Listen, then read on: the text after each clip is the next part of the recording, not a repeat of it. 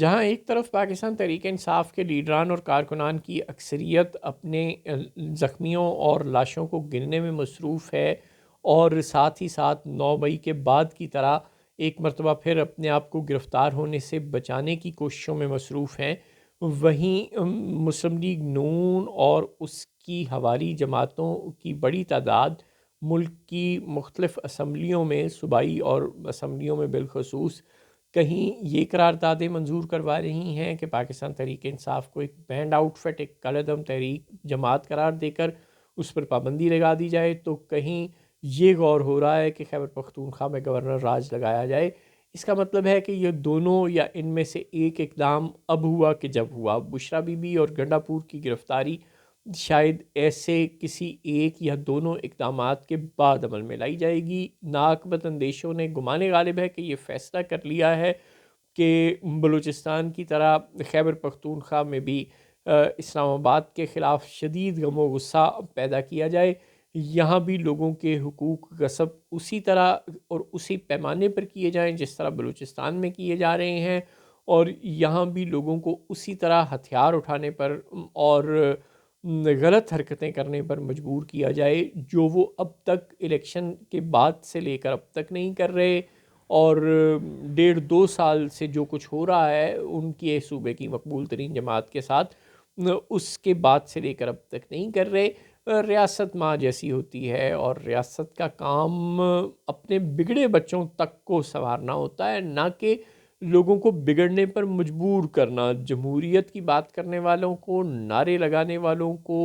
پرامن پروٹیسٹ کرنے والوں کو وائلنس پر اکسانا ریاست کا کام نہیں ہوتا، لیکن بدقسمتی سے پاکستان اس وقت ایسے شر پسند عناصر کے زیر حکومت ہے کہ جن کی یہ خواہش ہے کہ ان کی طرح عام شہری بھی شر پسند ہو جائیں۔ غضب خدا کا وہ رانا ثناء اللہ جو اس وقت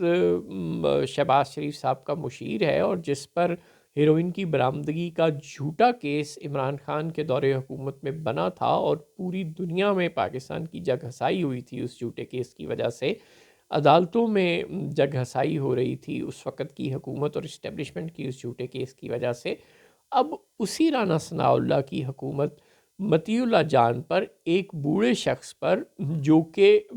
جس کے شاگردوں سے صحافت کی دنیا بھری پڑی ہے، جو ہیومن رائٹس ایکٹیوسٹ کے طور پر جانا جاتا ہے ساری دنیا میں، جو اپنے اچھے کام کی وجہ سے، اپنی محنت کی وجہ سے، اپنی لگن کی وجہ سے، صحافت کے ساتھ اپنی وابستگی کی وجہ سے، اپنی فیئر صحافت کی وجہ سے، اپنی آزاد صحافت کی وجہ سے ایک معتبر نام کی حیثیت رکھتا ہے، اس مطیع اللہ جان پر آئس کی برآمدگی کا کیس بنایا گیا ہے، وہ بھی صرف اور صرف اس لیے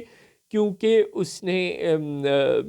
بر وقت ہسپتال پہنچ کر پہلے تو یہ بتا دیا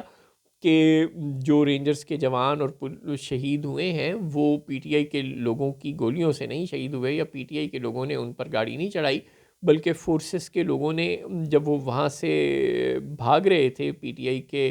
لوگوں کے ڈی چوک پہنچ جانے کی وجہ سے، جب وہ ڈر کر بھاگ رہے تھے وہاں سے، تو جب وہ تیزی سے گاڑی بھگا رہے تھے وہاں سے، تو انہوں نے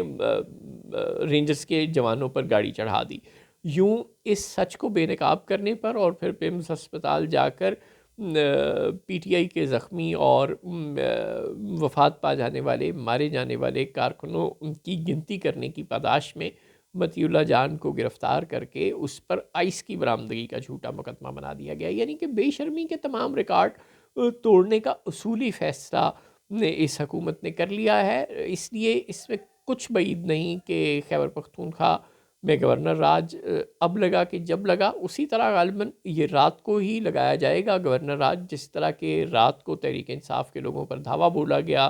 جس طرح کہ رات کو پرویز مشرف نے نواز شریف کی حکومت کا تختہ الٹا، جس طرح کہ رات کو ضیاء الحق نے ذوالفقار علی بھٹو کی حکومت کا تختہ الٹا۔ یہ کارروائی بھی گمان غالب ہے کہ آدھی رات کو اندھیرے کے دوران ہی عمل میں لائی جائے گی، اور کسی بھی صبح جب ہم اٹھیں گے تو ہمیں یہ پتہ چلے گا کہ خیبر پختونخوا میں اب کنڈی راج نافذ ہو چکا ہے، یا ہمیں یہ پتہ چلے گا کہ تحریک انصاف آج سے ایک دہشت گرد جماعت ہے، آج سے ایک بینڈ آؤٹ فٹ ہے۔ اب اس کے بعد خیبر پختونخوا کے لوگ کیا کرتے ہیں، اس کے بعد ملک میں کوئی لیڈر لیس پروٹیسٹ شروع ہو جاتے ہیں، اس کے بعد کوئی ہنگامے یا مظاہرے ہوتے ہیں، اس کے بعد کوئی دیوانے گریباں پھاڑتے ہیں تنگ آنے کی وجہ سے یا نہیں پھاڑتے، یہ بات کی بات ہے۔ لیکن حکومت اور اسٹیبلشمنٹ نے شاید یہ فیصلہ کر لیا ہے کہ پاکستان کے لوگوں کو اپنی شرائط پر زندہ رکھنا ہے، ان کو ان کی شرائط پر زندہ رہنے کا حق نہیں دینا۔